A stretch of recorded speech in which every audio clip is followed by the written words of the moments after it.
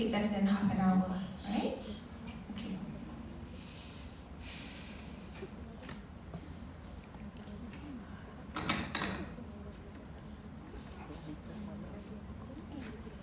So what I expect you to know by the end of this lecture is you have to know the various hormones, okay, as well as the endocrine glands. Okay, so there's many endocrine glands in your body. So you have to know what are the hormones secreted by each endocrine gland and how they interact with the other glands or other target hormones, target organs. Okay, so you have to understand the different forms of regulation. So you have the endocrine axis, hypothalamus, pituitary, target gland axis, how the hormones are being secreted, either they are secreted in general variation, episodically, pulsatile, you have to know, okay? Then you have to know the basis of the endocrine diseases, its clinical manifestations, as well as the investigations of these disorders, and you have to know what type of investigation to order for this disorders.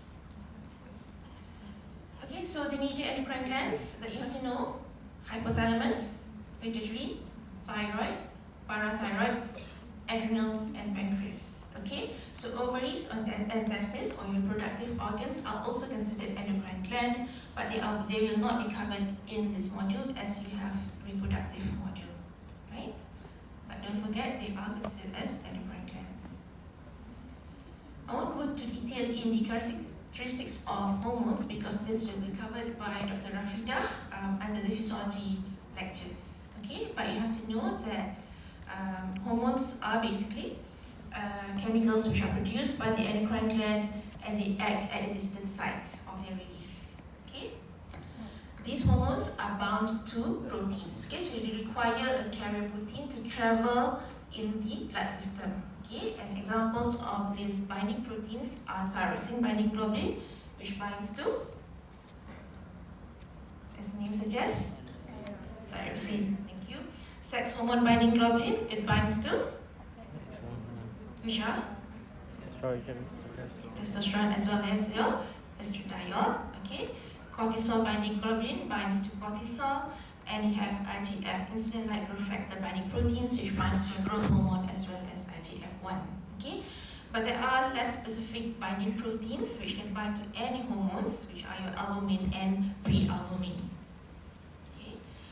Another thing that you need to know is that the hormones act by binding to receptors, and these receptors can either be cell surface or membrane receptors, as well as nuclear receptors. Okay, and some hormones hormones are basically proteins. Okay, but they can be polypeptides, glycoproteins, steroids, or amines. Okay, let's look at individual glands as well as their hormones. The major one would be your anterior pituitary. Okay, so you know pituitary is divided into anterior as well as posterior pituitary. So first we'll look at anterior pituitary. So pituitary is connected to the hypothalamus. Okay, so hypothalamus is connected to the anterior pituitary by the portal tract, right? Or stalk. Okay, so the hormones of the anterior pituitary are basically one at the bottom. Okay, so you have thyroid stimulating hormone, TSH, prolactin, adrenocorticotrophic hormone, or ACTH, growth hormone, or GH, and you have your gonadotrophins, which are your FSH and LH, follicular stimulating hormone, as well as luteinizing hormone. So these hormones are either stimulated or inhibited by the hormones of the hypothalamus. Okay, so you can appreciate how they are related or how they are connected. Okay, most hormones of the hypothalamus will stimulate the production and release of the anterior pituitary hormones. Okay, as you can see. Okay, so thyroid releasing hormone, TRH, will stimulate thyroid stimulating hormone from your anterior pituitary. Corticotrophin releasing hormone, CRH, will stimulate the production and release of ACTH. Growth hormone releasing hormone stimulates growth hormone, and your gonadotrophin releasing hormone stimulates your gonadotrophins. Okay, but there are hormones which inhibits the secretion of the anterior pituitary hormones, and they are dopamine, which inhibits the release of prolactin, and somatostatin, which inhibits the release of growth hormone. Okay, so you need to know the hormones of the anterior pituitary and you need to know the hormones of the hypothalamus.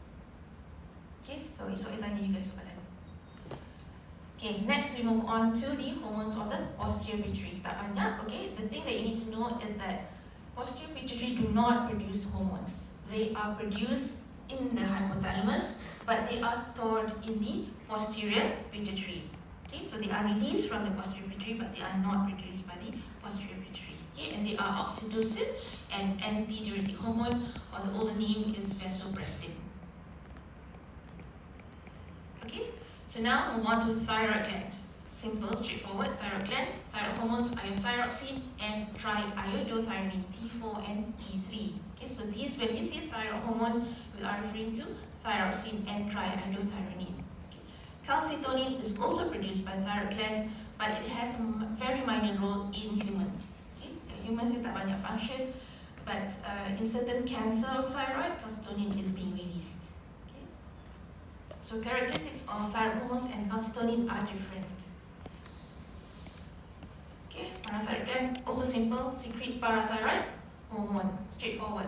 Parathyroid gland produce parathyroid hormones, and parathyroid hormones are important for calcium metabolism or calcium homeostasis. Okay, whenever you have low ionized calcium, PTH will be stimulated. And we will have a specific lecture on calcium and calcium regulation. Okay, adrenal glands is the one that students often confuse. So adrenal glands consist of cortex and medulla. Hormones that are released from the cortex or cortisol. A broader name for it is glucocorticoid, and you have adrenal androgens. In females, this is important. In males, not so much, because males androgen comes from testes. Okay, and then you have your aldosterone, which is characterized as mineralocorticoids. So your medulla are your catecholamines.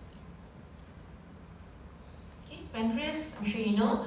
Pancreas, it has an endocrine as well as an exocrine function.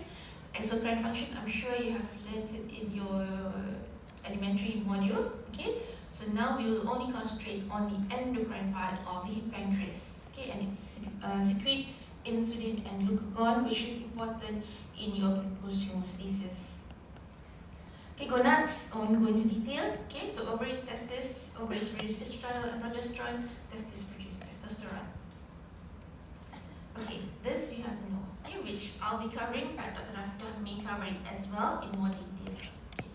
Why I cover it today is because you have to understand the concept of endocrine regulation for you to understand what can go wrong with the homeostasis of the endocrine glands.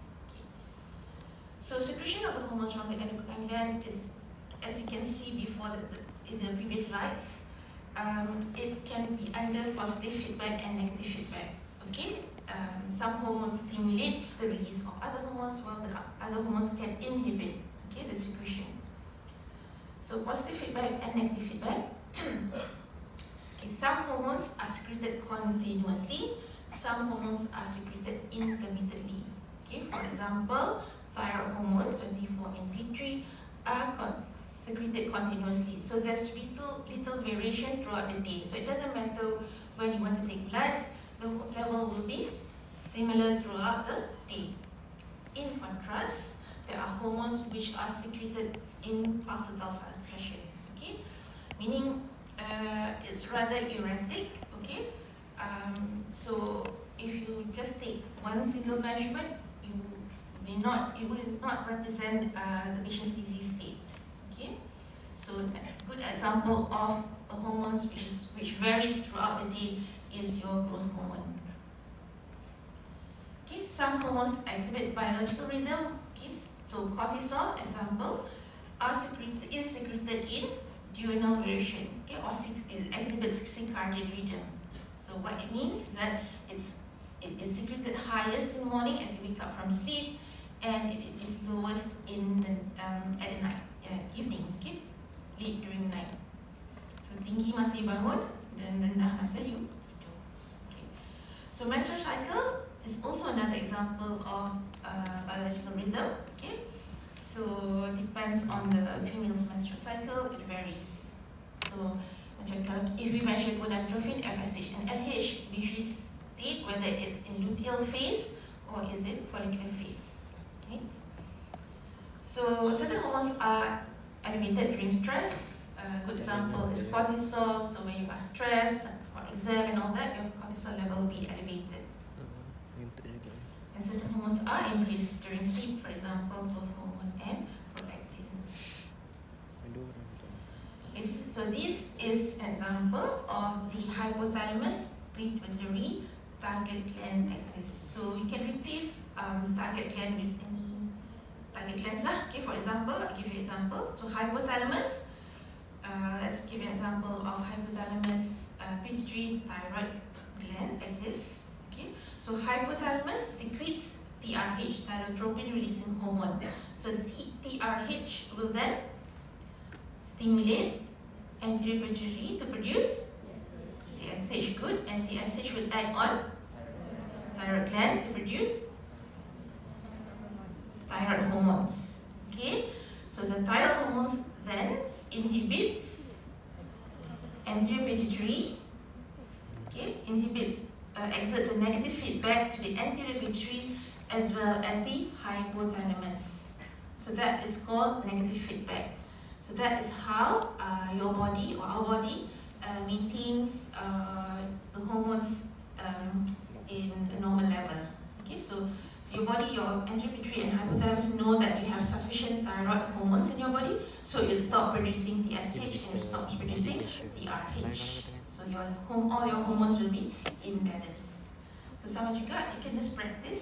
So kalau adrenal gland, so hypothalamus secretes corticotrophin releasing hormone CRH, which then stimulates the release of ACTH, good, from your anterior pituitary. The ACTH then stimulates adrenal cortex, good, to release cortisol. Cortisol then exerts negative feedback to both your anterior pituitary and hypothalamus. Faham? Okay, concept ni kena clear.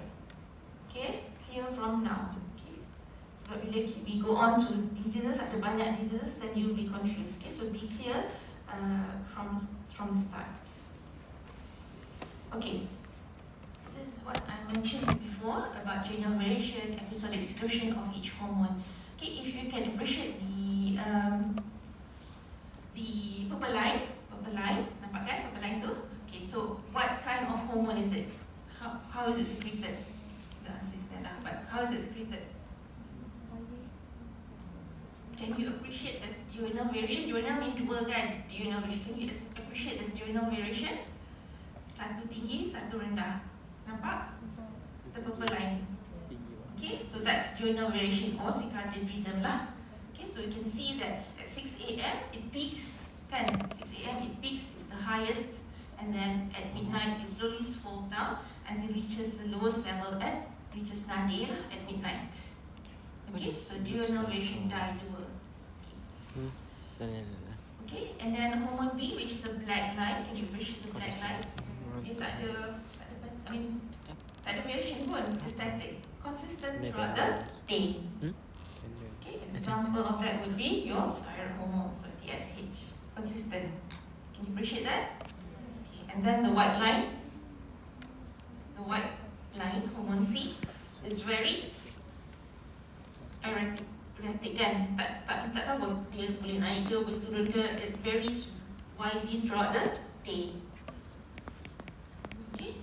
Episodic secretion, there's no specific pattern to it. So this is why it means that if you take a single blood measurement of hormone C, you won't know whether it's normal or abnormal. You don't know whether it's high or low because it's erratic, sekejap tinggi, sekejap rendah. No, in a normal person pun. Okay? Example is growth hormone. Okay, move on to endocrine disorders. So the basic concept again, because this is a concept lecture, okay, the basic concept of endocrine diseases is either you have too little of a hormone or too much of a hormone, either an excess or deficiency, and then you have the resistance type. Okay, so deficiency can be a deficiency of a single or several hormones. it can be congenital or acquired disease. Okay? An excess, again, can involve a single or several hormones, and the excess can be due to an increased production, endogenous production, means your body produces an excess of that particular hormone, or from exogenous over medication. Maksudnya dia ambil hormones lah, exogenous drugs. Okay?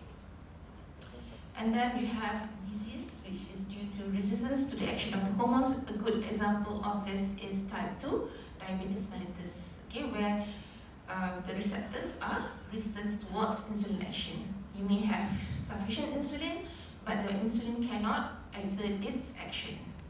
Okay, it's about resistance. Okay, and the clinical manifestations of each disease will depend on the type of abnormality. Okay, what hormone is affected. Okay, we'll start off with excess. The most common is due to a tumor. Example lah, contoh saja. Pretty tumor, as you know, it has many different cells, many different hormones. So if the tumor secretes prolactin, for example, then you have an excess of prolactin. The other hormones may not be elevated, or it can even be suppressed. Okay?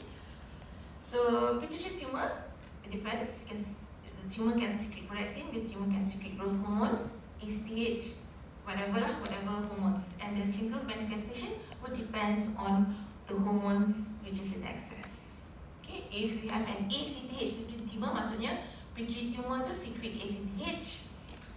Bila you have too much of ACTH, they will stimulate your adrenal cortex to produce lots of cortisol, so your cortisol will be elevated, and this is manifested clinically as Cushing's disease, which we'll go through later on.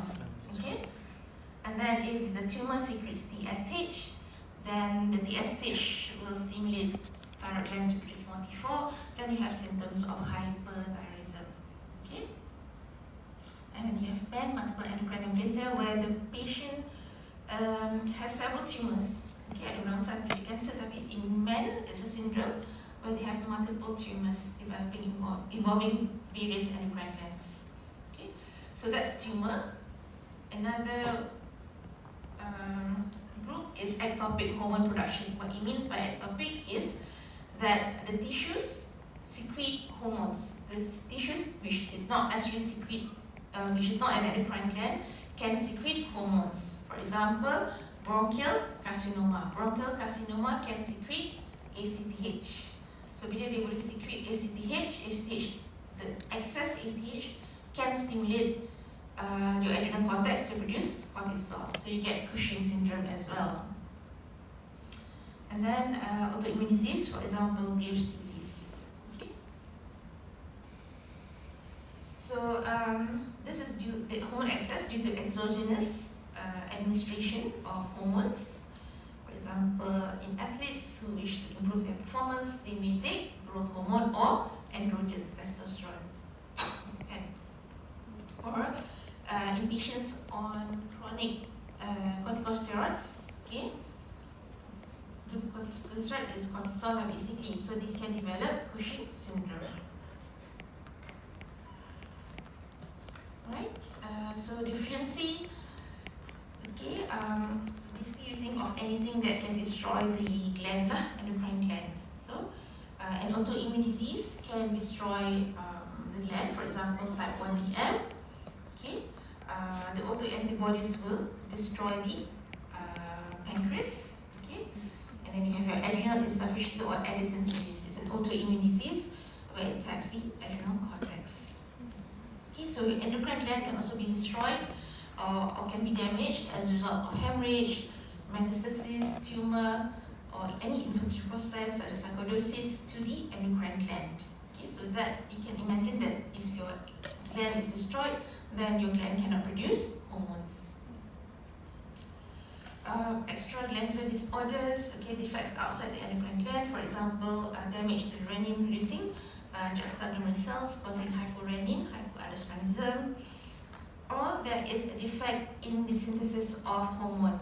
Okay, and this is seen in congenital adrenal hyperplasia, where so hormones are produced by several steps, okay. So in this disease, CAH, congenital adrenal hyperplasia, one of the enzymes, 21-hydroxylase deficiency, which is required to convert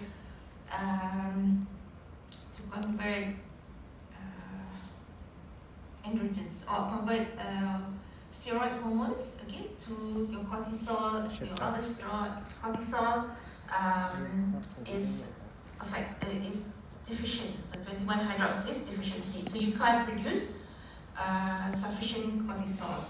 Okay, so that leads to several manifestations.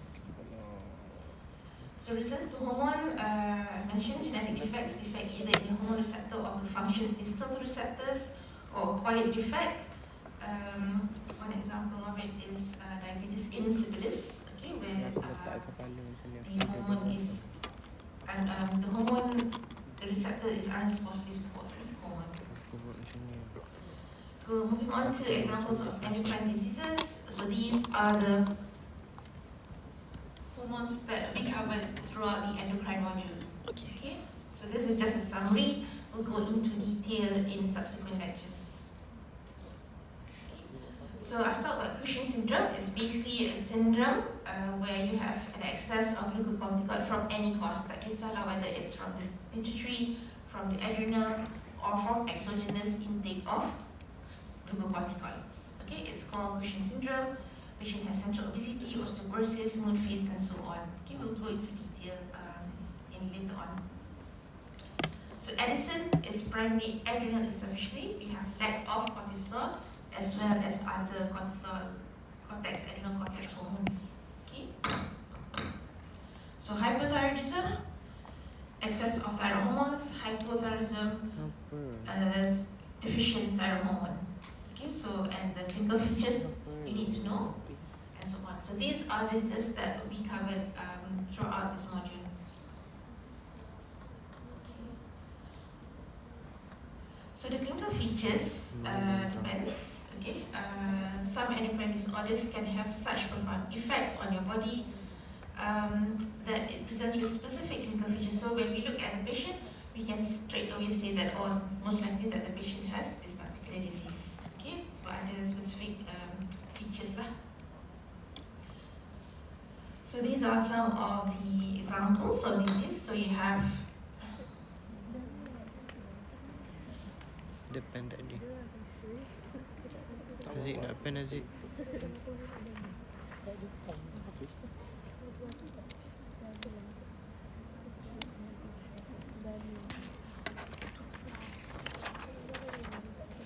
Yang pen tu.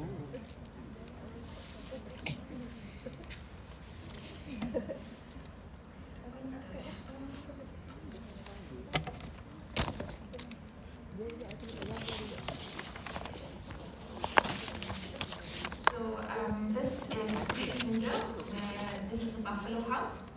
Okay, extra subcutaneous fat in between your scapula. So buffalo hump. Okay, this is purple striae, also in Cushing syndrome. Sabar. This is hypothyroid. This is Graves. Okay, Graves. We have spade-like shaped hands. Okay, prognatism, horse features. This is acromegaly. Okay, spade-shaped like hand, prognatism, large jaws, large nose. This is Graves' disease. Okay, Graves' ophthalmopathy.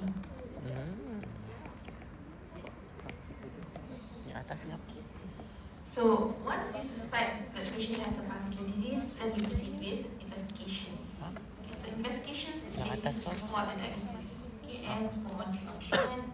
So diagnostic test depends on what disease is suspected. Okay.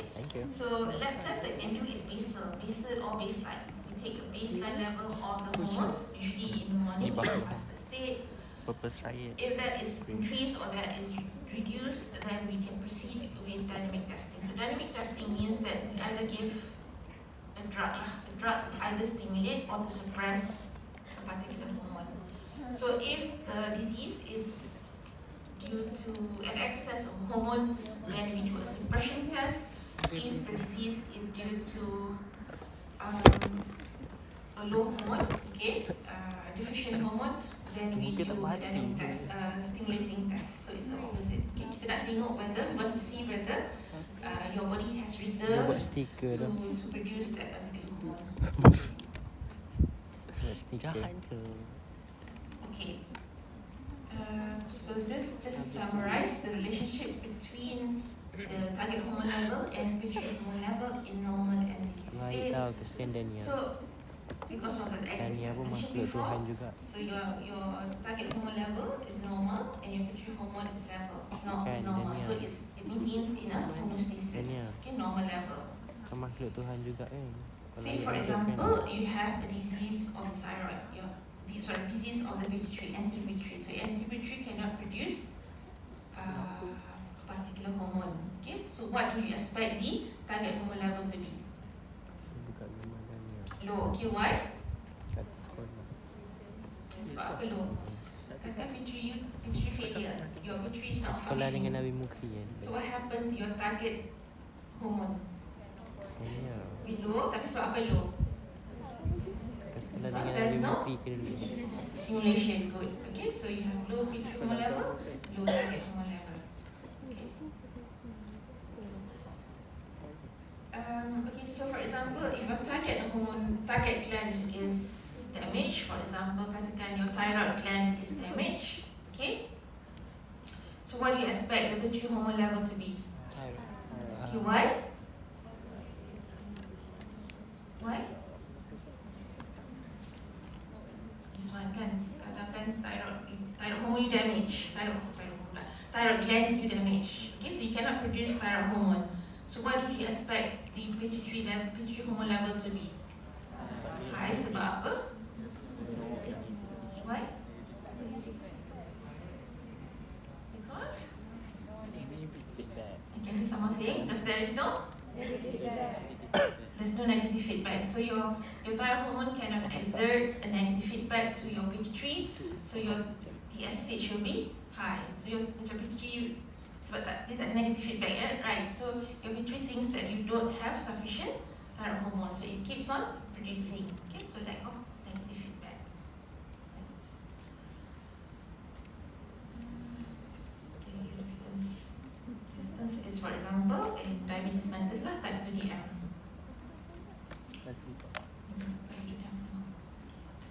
So this is an example of relationship between TSH and T4 lah. Okay. So pituitary failure, if your pituitary cannot produce TSH, therefore your TSH cannot stimulate thyroid gland. So your thyroid gland cannot produce T4. So both are low. So this is what we call secondary hypothyroidism. Okay.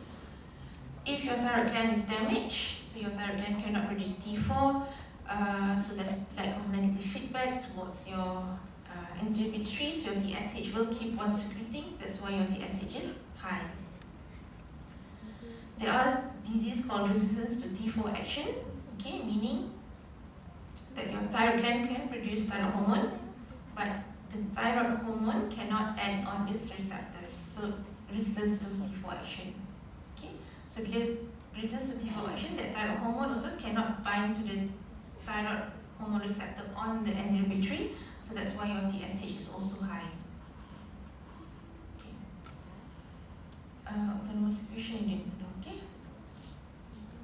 Okay. Autonomous secretion is when your thyroid gland produce thyroid hormones. Okay? For example, you have toxic multinoid goiter, toxic adenoma, so your thyroid gland keeps on producing thyroid hormones. Okay, and because it has too much thyroid hormones, it will exert a negative feedback towards your pituitary gland. So that is why your TSH is low. Okay, faham? So you can go back and practice. Try for relationship between ASTH and cortisol, and H. Okay, gonadotrophins and testosterone and so on. Okay. Okay, so that's it. Any questions? Okay, so tomorrow I have 2 lectures with you. One is pituitary, one is thyroid. So make sure you at least know the hormones of the pituitary and what is their actions. Okay, any questions?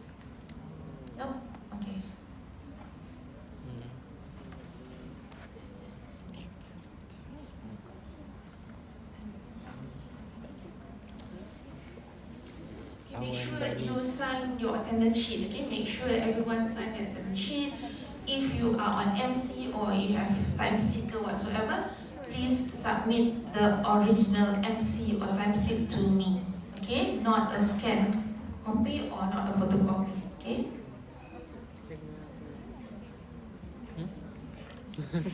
Aku saja. Leceh hari ni penuh tapi macam Okay, everyone, see you tomorrow. thank you Data. Mesin MC. Mesin MC ke? Mesin lawak. Macam ni dong.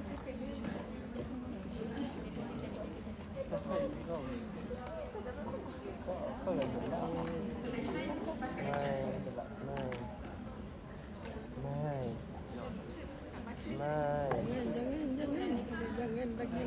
Mai, kau mau ajak dengan aku ke Mai?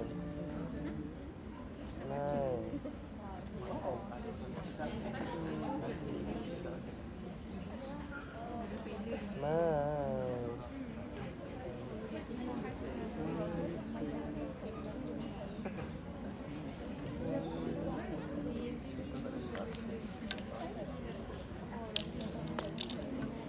Aku nak tidur macam ni je kalau duduk sini kan.